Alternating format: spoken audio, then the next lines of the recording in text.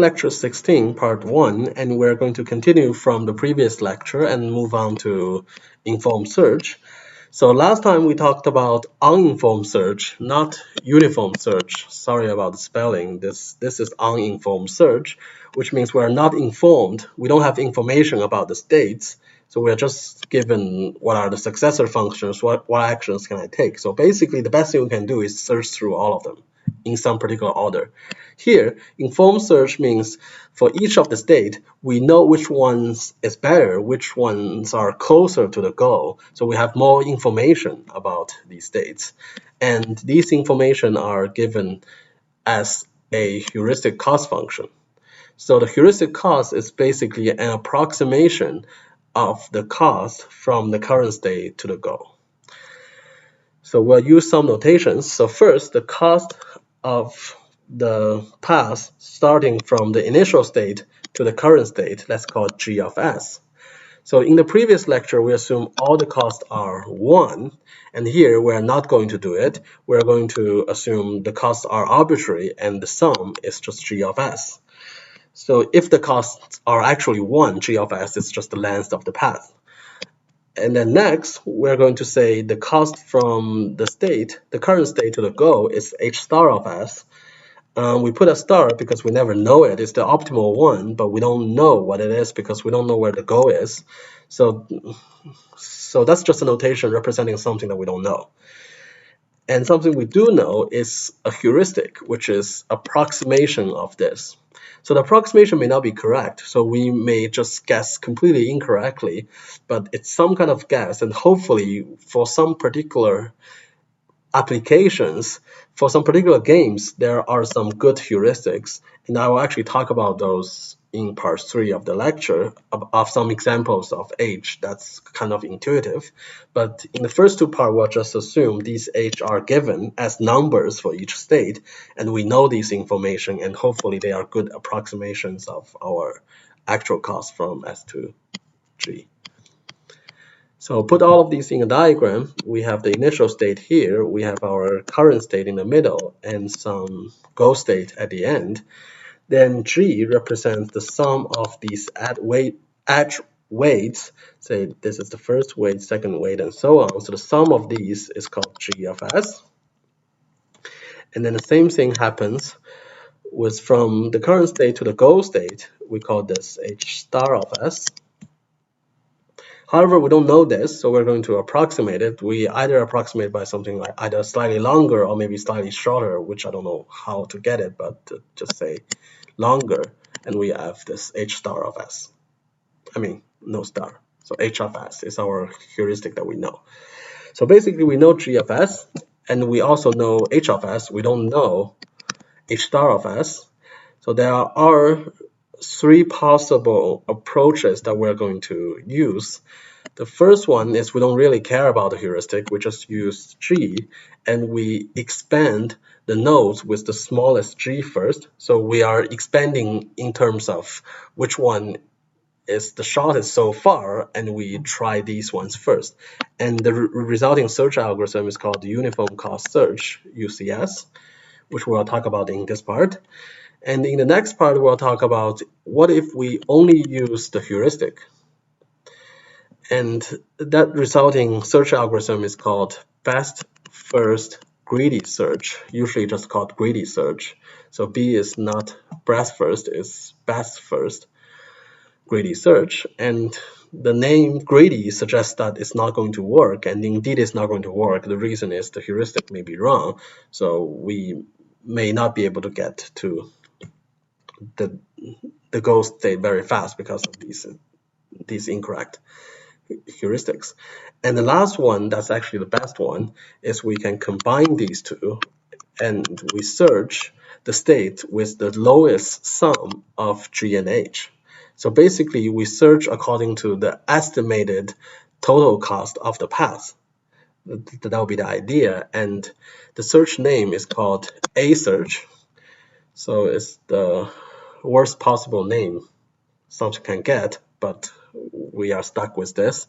Again, it's A search, and it combines all the information and turns out to be the search algorithm that we're going to use. We'll talk about this in part 3. Okay, so as I promised, let's talk about UCS first, uniform cost search. Here it's not uninformed cost search, it's uniform cost search, no spelling error here.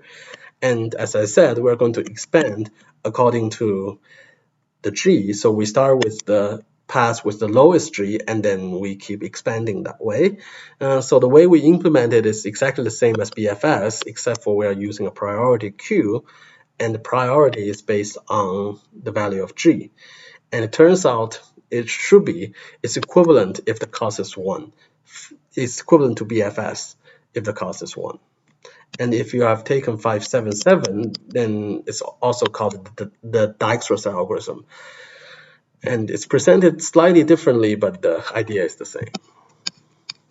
And let's use an example. Let's use the same example as last time, the maze example. I know it's not the best example, but I want to use the same so that we can compare the difference between this and BFS. Okay, so we start with 1.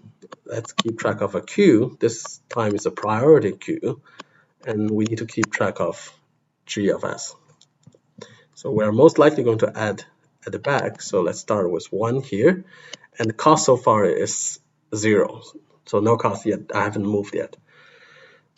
And then as we always do, we dequeue and then enqueue the successors. So the successors are 2 and 3. So we dequeue this and enqueue 2 and 3. So both of their costs should be 1 because we moved 1 step.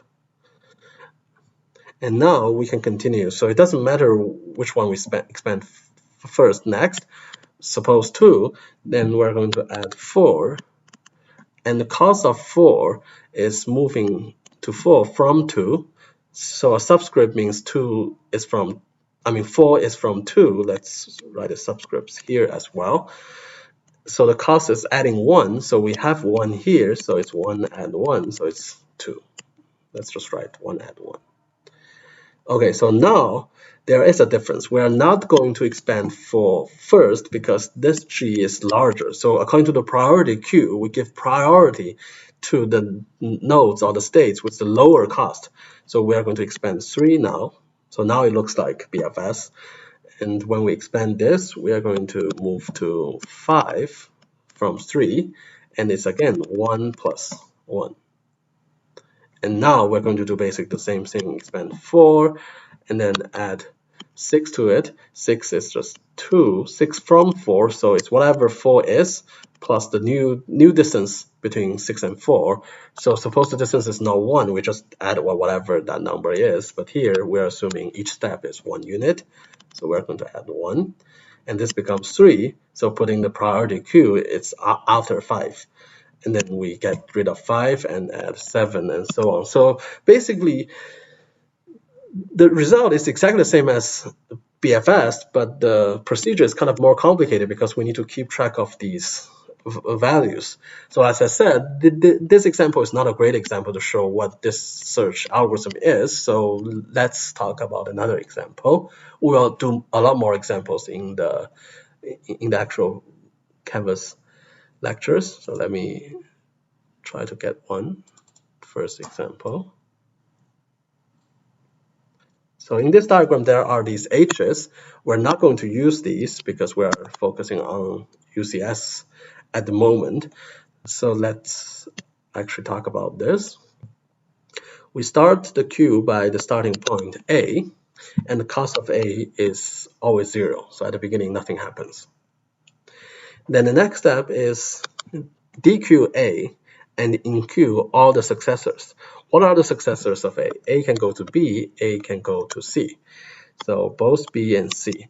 And they should be given, they should be put in according to their priority. So B has priority 1 because the distance from A to B is 1. C should be given priority 999, so it's after B. Okay, so next we should expand or dequeue the smallest one, the one with smallest G, or the front of the queue. Let's get rid of that and enqueue the successor. So the successor now is C. Now you understand why we need those subscripts. So B came from A and C came from A as well. So now we have another C that came from B. So C came from B. and it's 1 plus 1. So the additional weight plus whatever the weight is, the total cost is for B. So this is 2. And it has priority compared to this 999 thing. So it's going to be put here. And then at the end, we are going to have the G here. So we're going to DQ C, and we're going to inq G, which will put it here. And it's just 2 plus 1, which is 3. So inqing G is not enough. For these algorithms, we need to DQ G. And the moment we DQ G is the moment that we stop. So we cannot just stop here. We need to DQ G at the end. And G is from B. G is from C. And we need some kind of backtracker, so we can track G back to this C, and this C not the other way, back to B and B to A. So that will be our solution path. So the way we implement this is slightly more complicated than what I'm showing here. So you need to keep track of the backtracker as well. So every time you pop something, or every time you DQ something, you need to remember where it came from. Because here we never DQ this, so we are never going to use C going directly back to A. Instead, we're going to have C going back to B. So that's another example. And as I said, I'll do more examples in the Canvas lecture. So this is a summary of uniform cost search, basically how to implement it.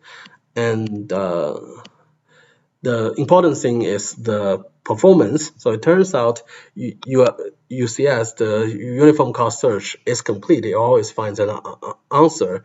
And also it is optimal given any C.